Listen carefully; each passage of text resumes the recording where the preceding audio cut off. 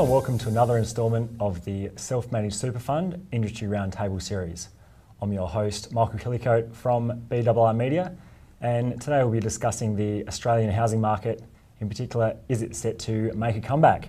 And joining me once again is Mr. Ben Anderson, the Managing Director from Future Estate. Welcome back, Ben. Thank you, Michael. Thank you for having me again. Now, Ben, there's been some significant reports released in the last few weeks about the Australian housing market. What have you made from the outcome of these reports? Look, it's interesting, Michael. There has been some large data released, I guess, over the last few weeks. Firstly, the Genworth Home Buyer Index report, which is Genworth, if you're not aware, one of the largest groups in the property sector that provide mortgage insurance, and also RP Data have released some reports. And effectively, the main theme to come out of those reports is that confidence is returning to the property sector, both in terms of people's perception of where the property market is standing today, but also in terms of where they believe it will be over the next 12 and 24 months. So that's important in terms of looking forward to 2013 and saying what will that mean in terms of flowing through into property demand. Now, an interesting thing we've seen over the last few years is the fundamentals of the property sector have been quite positive, but overall confidence and perception of where the property sector is located has been very, very low. So we had obviously a dip in 2008 that rebounded, and it sort of petered off a little bit, not unlike what we've seen, I guess, in some of the major stock markets and general perception of the economy, but we're seeing the forward-looking estimations rebounding significantly. Okay, we've had a cut in interest rates recently. Has that been the main driver for this change of perception, or are there other factors at play? That is one factor. I mean, from an affordability perspective, Australian housing now is at the most affordable level it's been in over a decade. So that's based on what the average mortgage repayment is versus the average income. So on a multiple to income basis. Now that's back to previous to a decade was the last time was this affordable. That obviously has a big factor both for home buyers, but also property investors. You see that coupled with rising rents, and rental growth has accelerated in recent years. So that's a symptom of the fundamental undersupply of housing in the Australian market.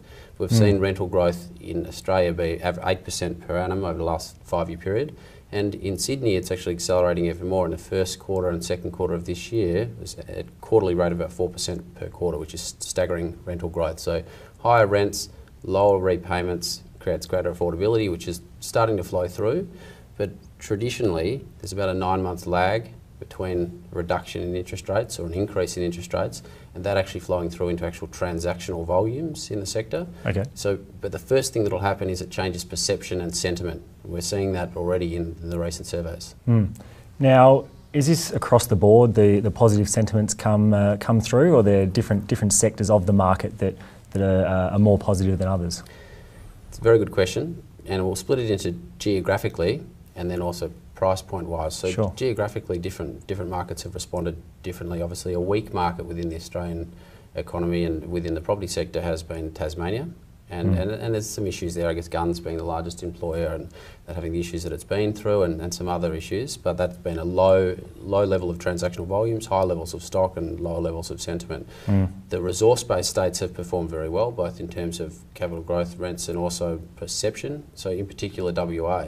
One of the drivers there for WA has been there's been a 49% increase in the number of overseas migration to WA. So that's largely driven by the resources sector, people coming in to get skilled migrant visas under 457 visas and move into Perth or into the WA economy. And traditionally, we're seeing that long-term New South Wales has not gained its fair share of state-based migration, so within Australia migration, but that trend has actually started to change a little bit, combined with both Victoria and New South Wales are getting the highest level of migration. So we're seeing it very much isolated and quite different by state. Sure. Now getting back to self-managed super funds, what's the makeup of property held in SMSFs in Australia? Yeah, look, the last ATO numbers, it's 3.6%, so of the total amount of funds within self-managed super has been held in residential property, which is a very low number. There's a couple of reasons for that. One, traditionally you haven't been able to borrow to invest in residential property within your self-managed super. That changed about 4 years ago, and only the last few years people have become aware of it. The second reason is traditionally when people have bought direct property in their super fund, it's been business real property, so somebody that owns their office or their law firm's practice or whatever the case may be within their super fund. Sure. And it's only been recent years that that's become, you know, broadly aware of in the sector, and people are starting to embrace it. What's interesting is the recent surveys show that around 55% or just above 50% of participants within a recent survey that have a self-managed super fund consider direct residential investment to be a good investment and would consider looking at that over the next 12 months. So that's a staggering number when you think less than 5% currently have an investment in residential property, but over half are thinking about it next year. So it tells you that there's a big big momentum towards it within the sector, and it's likely to flow through to a higher percentage of that overall allocation to residential property over the next couple of years. So we expect that'll grow towards around 10%. So of the 460 billion in self-managed super, maybe 40 to 50 billion of that is likely to be held in residential property. So it's quite a large number coming into residential property from self-managed super. And understand the first homeowners grant is actually set to reduce, but what other incentives are there maybe on a state-based level? Yep. New South Wales currently has a first home buyer and a new construction grant in place. Now that's being phased back down. It's currently $15,000, and at the start of next year it goes to $10,000. Sure. Victoria's taken a different tack, and I actually think longer term it's the right tack to take. It's a 20% reduction in stamp duty, and in 2014 going to 50% reduction in stamp duty. So traditionally transacting in residential property has been relatively inefficient, quite expensive to do. So with a significant reduction, you know, stamp duty going down to 2.5% in Victoria in 2014, I think that'll be a big driver for that market. And it's a longer term reduction, which obviously is a pretty significant commitment from the Victorian government. Great. And we're almost out of time, but where can people go for more information about these new figures and to read more about the perception and the outlook for Australian property? Yep. Look, people can get onto our website on futureestate.com.au. We've got a regular property update that we release, and we're releasing a new one quarterly. We'll also post up the recent surveys, so from RP Data, from Genworth and some other surveys we've seen recently. We'll give people some of the information to see what's changing, in particular confidence.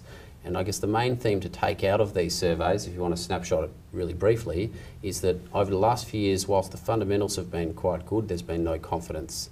People have said we don't want to effectively borrow a large amount for our own home or for the purposes of investment. Now that's changing. People are feeling more comfortable with their ability to service debt, and that's flowing through to an overall confidence in terms of where the property market's likely to be. So if you think about that 9-month lag from a reduction in interest rates, flowing through to actual transactional volumes and increased prices, we think we are, we're obviously a third of the way along that sort of process, but in terms of where we're at in the property market, we're well into that stabilisation phase. So I think we'll start seeing that flow through significantly in the middle half of next year.